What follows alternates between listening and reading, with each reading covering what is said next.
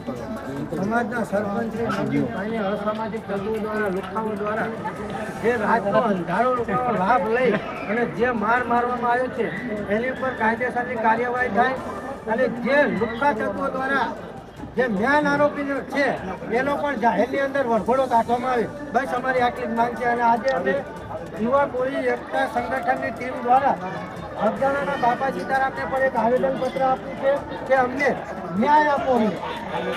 અને સરકાર ઉપર હવે અમને ભરોસો નથી રહ્યો. અને સમસ્ત કોળી સમાજ આ બગદાણાની અંદર ખૂબ જ મહેનત કરે છે, ખૂબ જ સેવા કરે છે અને છેલ્લે કોળી સમાજને માર ખાવાનો વારો આવે છે. અને આજે સમસ્ત ગુજરાતના કોળી ઠાકોર સમાજ ન્યાય માટે એકઠા થયા છે. અને અમારા માટે ગર્વની વાત છે કે પ્રથમ વખત પક્ષપાત ભૂલી અને સમાજના તમામ નેતાઓ નવનીતભાઈને ન્યાય અપાવવા માટે એક મંચ પર આવ્યા છે. જય જય કોળી સમાજ.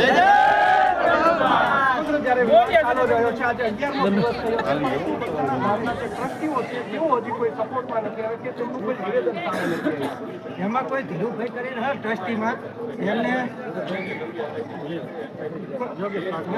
ધીરુભાઈ નામનો એક ટ્રસ્ટી સાથે વાત કરી હતી અમારા એક વ્યક્તિએ.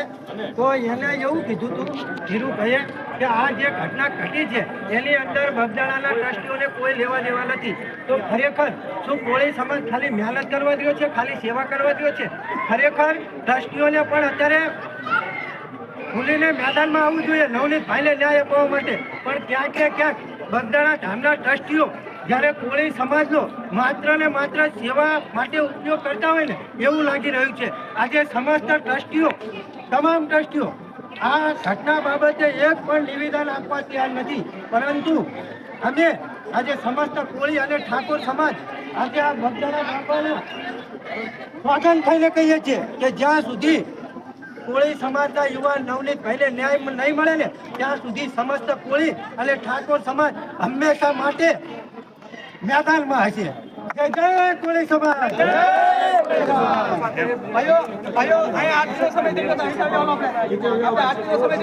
તાત્કાલિક નવનીતભાઈને ન્યાય મળે એના બાપાને પણ રજૂઆત કરી છે. 4 દિવસ પહેલા સરકારના મુખ્યમંત્રીને મળીને પણ રજૂઆત કરી છે. અને જિલ્લામાં અને તાલુકામાં 100 થી વધારે આવેદનો પણ અપાણા છે. પણ સરકાર અત્યારે હાલ ઊંઘી રહ્યો હોય તેવું દેખાય છે. આગામી દિવસોમાં જે માંગ છે તે સ્વીકારવામાં નહીં આવે તો કોળી સમાજ છે તેનું શું જે ચોક્કસપણે એ માટે કમિટી બનાવવાનું અત્યારે વિચારણા ચાલુ રહે છે. અને દરેક જિલ્લામાં જે કમિટી મેમ્બરો લઈ સમગ્ર ગુજરાતમાંથી એક સાથે કોળી સમાજના લોકો અહીં બગદાણા ગામ ખાતે ભેગા કરવાની અમારી સંપૂર્ણ તૈયારી છે. અને ચોક્કસપણે